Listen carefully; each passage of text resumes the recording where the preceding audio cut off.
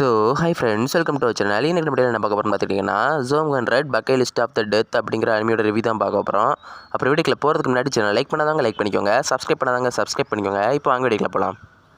இந்த அனிமையோட ஸ்டோரி என்னென்னா, நம்ம ஹீரோ வந்து காலேஜ் முடிச்சு அவனுக்கு பிடிச்ச கம்பெனியில் போய் வேலைக்கு சேர்ந்துடுறான்.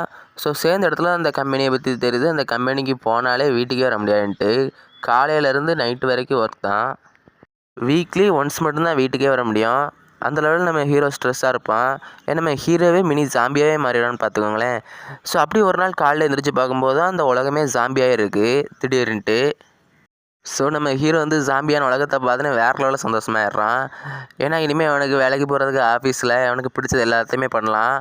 ஸோ அந்த மாதிரி மைண்ட் செட்டு நம்ம ஹீரோ வந்துடுவான். நம்ம ஹீரோக்குன்னு ஒரு பக்கெட் லிஸ்ட் இருக்கும். அப்புறம் பக்கெட் லிஸ்ட் என்னன்னு கேட்டிங்கன்னா, ஸோ நம்மளுக்குன்னு ஒரு சில ஆசைகள் இருக்கும்ல, நம்ம வாழ்க்கையில் இதெல்லாம் பண்ணணுன்ட்டு. ஸோ அந்த மாதிரி நம்ம ஹீரோக்குமே ஒரு லிஸ்ட் இருக்கும்.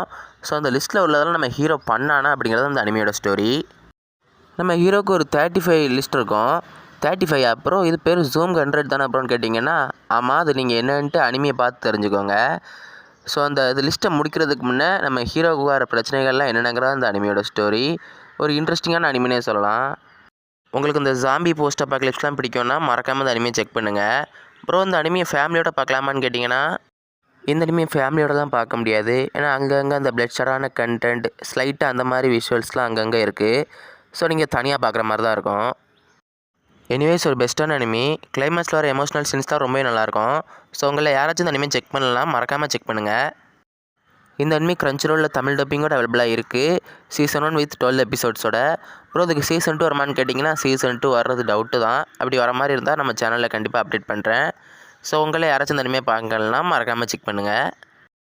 ஸோ அவ்வளோதான் ஃப்ரெண்ட்ஸ், இன்றைக்கான வீடியோ பிடிச்சிருந்தா சேனலை லைக் பண்ணி சப்ஸ்கிரைப் பண்ணி உங்கள் ஃப்ரெண்ட்ஸுக்கு மறக்காமல் ஷேர் பண்ணுங்கள். அடுத்து இதே மாதிரி இன்ட்ரெஸ்டிங்கான வீடியோ மீட் பண்ணுறேன். ஸோ அது வரைக்கும் பை காய்ஸ்.